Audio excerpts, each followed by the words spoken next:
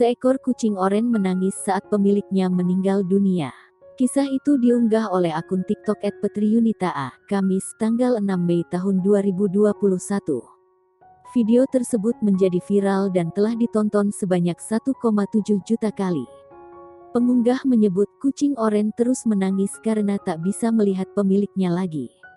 Seekor kucing oranye menangis saat pemiliknya meninggal dunia. Kisah itu diunggah oleh akun TikTok @petriyunitaa, Kamis, tanggal 6 Mei tahun 2021. Video tersebut menjadi viral dan telah ditonton sebanyak 1,7 juta kali.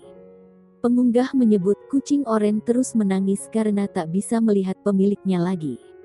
Menurut Yunita, kucing yang diberi nama Tatan itu sudah dipelihara oleh kakak iparnya selama 7 tahun. Dirinya pun membenarkan, Tatan menangis pada hari meninggalnya sang pemilik. Ia menegaskan, kucing milik kakak iparnya menangis karena melihat pemiliknya meninggal. Mengingat kucing oranye tersebut tak mempunyai penyakit mata sebelumnya.